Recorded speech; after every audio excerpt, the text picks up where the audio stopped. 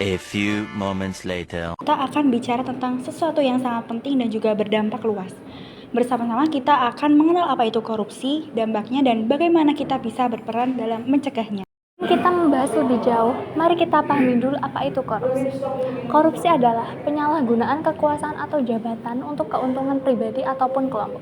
Tindakan ini sangat merugikan negara karena mengurangi dana yang seharusnya digunakan untuk kesejahteraan masyarakat. Korupsi bukan hanya masalah hukum, tapi juga masalah moral dan sosial yang menghambat pembangunan dan keadilan. Lalu, kenapa sih kita harus tahu dan paham tentang korupsi? Karena korupsi merusak ekonomi, sosial, dan politik negara, serta mengurangi dana untuk kesejahteraan masyarakat seperti pendidikan dan kesehatan. Memahami korupsi memberdayakan kita untuk berpartisipasi aktif dalam pencegahannya melalui pengawasan dan pelaporan.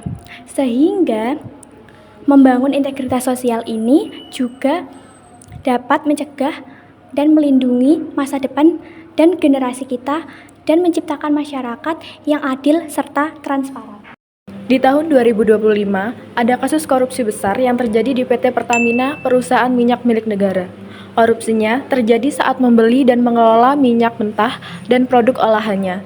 Ada yang sengaja menaikkan harga dan mengatur pembelian supaya pihak tertentu untung. Akibatnya, negara rugi sampai hampir 200 triliun rupiah setiap tahunnya. Uang itu sebenarnya dipakai buat membangun jalan, sekolah, dan rumah sakit. Kasus ini menunjukkan kalau korupsi bisa merugikan semua warga negara dan membuat keadaan jadi sulit. Makanya, kita harus saling menjaga dan mencegah korupsi. Di dunia kesehatan, ada kasus korupsi yang ramai diperbincangkan tahun 2025 ini, yaitu di pembangunan Rumah Sakit Umum Daerah atau RSUD Kolaka Timur. Pembangunan ini dibiayai dengan dana khusus dari pemerintah sekitar 126 miliar. Tapi sayangnya dana ini ada yang diselewengkan oleh beberapa orang. Modusnya, mereka mengatur agar perusahaan tertentu yang menang tender proyek lalu meminta sekitar 8% dari nilai proyek sebagai uang ketok palu atau sering kita sebut sebagai uang suap. Kasus ini sudah ditangani oleh KPK dengan menangkap beberapa tersangka, termasuk pejabat daerah dan pihak terkait dari Kementerian Kesehatan. Contoh nyata bahwa korupsi di bidang kesehatan bisa menghambat pelayanan publik dan merugikan rakyat yang butuh fasilitas kesehatan. Korupsi yang sering terjadi di lingkungan pendidikan, termasuk di lingkungan kampus, adalah penyalahgunaan beasiswa atau bantuan mahasiswa. Misalnya, ada oknum yang mengambil sebagian atau seluruh dana mahasiswa yang sebenarnya untuk mahasiswa berprestasi atau kurang mampu. Ada juga kasus mahasiswa yang membayar orang lain mengerjakan tugas atau skripsi. Ini sebenarnya bentuk korupsi waktu dan usaha, serta merugikan sistem pendidikan.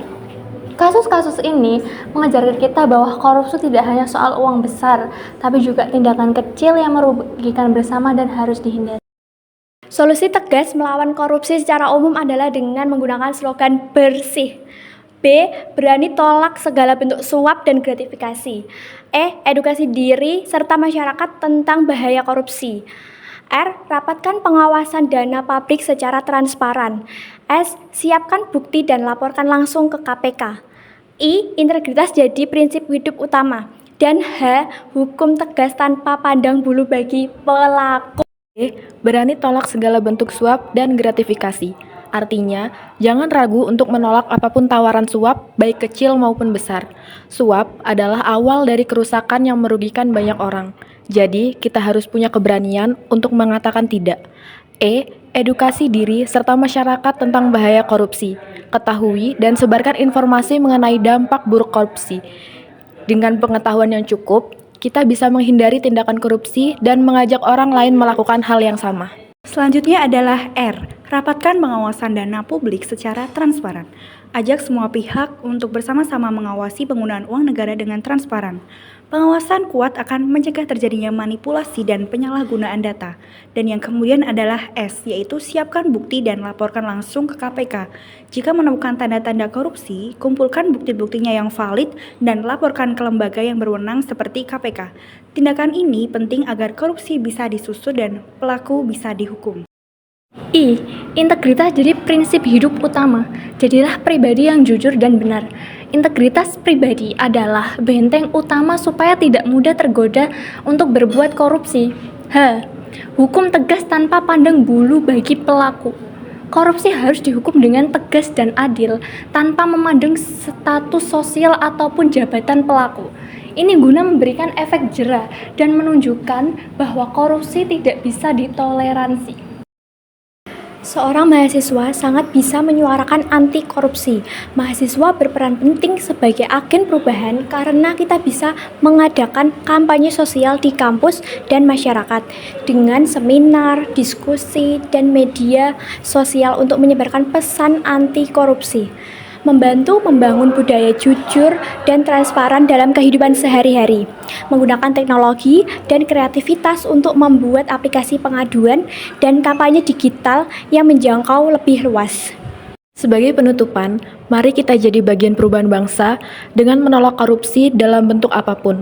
Korupsi bukan hanya merugikan negara dan masyarakat, tapi juga menghancurkan masa depan kita semua. Oleh karena itu, mari kita satukan tekad untuk hidup jujur, menegakkan integritas dalam diri, serta aktif mengawasi dan melaporkan korupsi bila ditemukan. Sebagai generasi muda, khususnya mahasiswa, kita punya peran besar dalam membangun Indonesia yang bersih dan berkeadilan. Ayo, bersama kita lawan korupsi dengan keberanian, kejujuran, dan aksi nyata. Ingat, perubahan besar dimulai dari langkah kecil yang konsisten. Bersama, kita bisa ciptakan masa depan yang lebih baik tanpa korupsi.